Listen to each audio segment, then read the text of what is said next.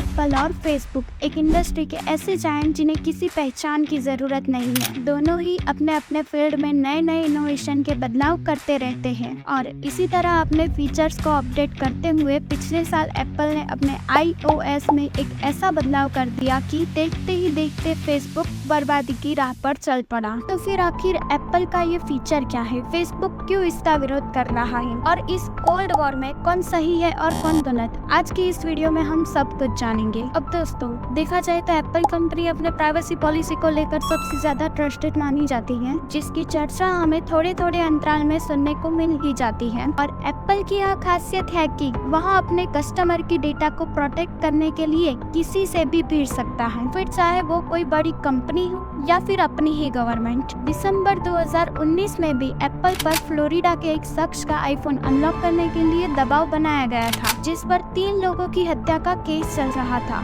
लेकिन department of justice के बार बार कहने पर भी एप्पल ने उस फोन को यह कहते हुए अनलॉक करने से इनकार कर दिया कि यह फोन पासवर्ड प्रोटेक्टेड है, जिसको ओपन करने की एबिलिटी उनके पास भी नहीं है। अब देखा जाए तो ऐसा पहली बार नहीं था जब एप्पल ने अपने फोन को अनलॉक करने से इनकार किया हो, बल्कि इसके अलावा भी इस तरह के बहुत सारे केसेस देखने को मिल चुके हैं। और दोस्तों इस बात से आप यहाँ अंदाजा तो लगा ही सकते हैं कि एप्पल अपने कस्टमर के प्राइवेसी को किस हद तक इम्पोर्टेंस देता है और कुछ इसी तरह की प्राइवेसी को मेंटेन करने के लिए ही वह समय समय पर नए नए अपडेट्स लाता रहता है। और उन्हीं अपडेट्स में से एक है ऐप ट्रैकिंग ट्रांसपेरेंसी यानी ATT फीचर, जो कि 2 साल पहले iOS 14.5 में लाया गया था। साथ ही यह फीचर आगे के सभी iOS फीचर में भी मिलते हैं, जिस पर लगभग 72% से भी ज्यादा मॉडर्न आईफोन काम करते हैं। और इस फीचर का काम यह है कि जब आप अपने आईफोन में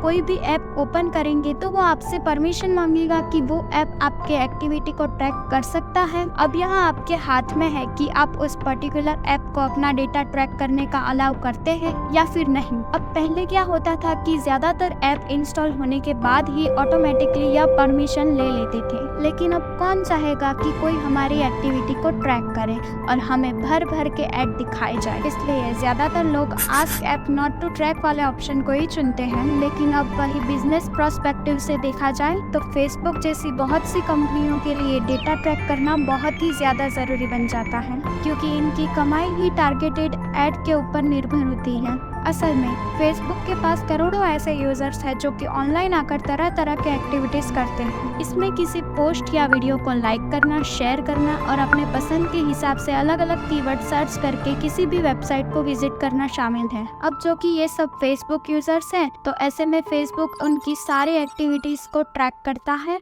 और जिससे कि उसे यह जानने की आसानी होती है कि यूजर्स का इंटरेस्ट किस में है। अब मान लीजिए कि आपको ट्रैवलिंग में इंटरेस्ट है और फेसबुक पर उससे जुड़ी पोस्ट या वीडियो को देखते या लाइक करते हैं तो ये सब डेटा फेसबुक के पास रिकॉर्ड हो जाता है। अब जब कोई ट्रैवल एजेंसी फेसबुक पर ऐड दिखाना चाहती है तो यहाँ फेसबुक को तो पता होता है कि आपको ट्रैवलिंग में इंटरेस्ट है और आप उस एजेंसी की सर्विस ले सकते हैं, इसीलिए वो जानबूझकर आपको उस ट्रैवल एजेंसी की ऐड दिखाता है और इस तरह से उस प्रोडक्ट या सर्विस को बाय करने के चांसेस बहुत ज्यादा बढ़ जाते हैं। लेकिन एप्पल की इस नए फीचर्स की वजह से फेसबुक को एप्पल यूजर्स के बारे में एक्यूरेट इंफॉर्मेशन नहीं मिल पा रही है, जिसके बाद से वो समझ नहीं पा रहा कि उन यूजर्स का इंटरेस्ट क्या है। हालांकि उन आईफोन यूजर्स को फेसबुक पर ऐड तो अभी भी दिखाई देता है, लेकिन इस ATT फीचर्स की वजह से यहाँ ऐड पर्सनलाइज नहीं होते। जैसे कि मान लीजिए कि किसी को गवर्नमेंट जॉब में इंटरेस्ट है और उसे प्रिपरेशन के लिए कोचिंग इंस्टीट्यूट की जरूरत है, तो फिर उसके लिए ट्रैवलिंग के रिलेटेड ऐड बिल्कुल यूजलेस होगी। ऐसे में वो कंपनी जो पहले एप्पल यूजर्स को ट्रैक करके ऐड दिखाती थी,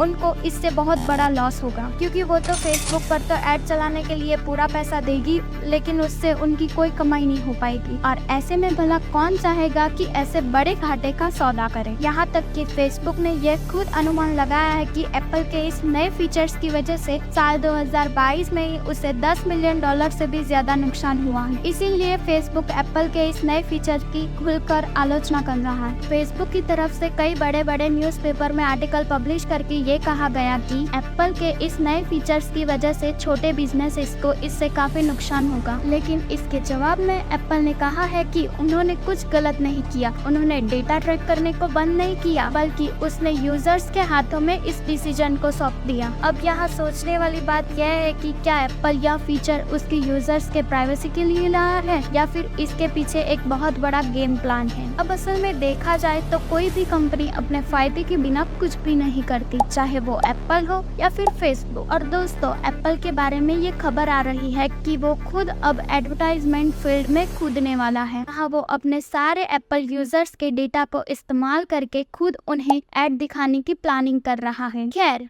अब ये तो समय ही बताएगा कि इस न्यूज में कितनी सच्चाई है। लेकिन इस पूरे विवाद में एप्पल को एक फायदा ये भी है कि उसकी ब्रांड इमेज और भी ज्यादा साफ हो गई है, क्योंकि ये फेसबुक के साथ उसकी लड़ाई में उसकी मजबूत प्राइवेसी पॉलिसी का मुफ्त में ही एडवर्टाइजमेंट हो रहा है और वो सिक्योरिटी और प्राइवेसी को इम्पोर्टेंस देने वाली लोगों की पहली पसंद बन गया है। वैसे समझने वाली बात ये भी है कि इस नए फीचर्स की वजह से फेसबुक कोई नुकसान नहीं हो रहा, बल्कि स्नैपचैट, ट्विटर, यूट्यूब जैसी कंपनियां भी काफी लॉस झेल रही है, क्योंकि उनका रेवेन्यू भी टारगेटेड ऐड के थ्रू ही आता है। फेमस डेटा मैनेजमेंट प्लेटफॉर्म के अकॉर्डिंग एप्पल के ऐप ट्रैकिंग ट्रांसपेरेंसी फीचर्स से साल 2022 में फेसबुक को 12.8 मिलियन और यूट्यूब को लगभग $2.5 मिलियन का नुकसान हो चुका है। और ऐसा अनुमान है कि आने वाले सालों में ये नुकसान और भी कई गुना ज्यादा हो जाएगा। बाकी हमारी आज की इस वीडियो में बस इतना ही, और आपको ये वीडियो कैसे लगी कमेंट करके जरूर बताएं।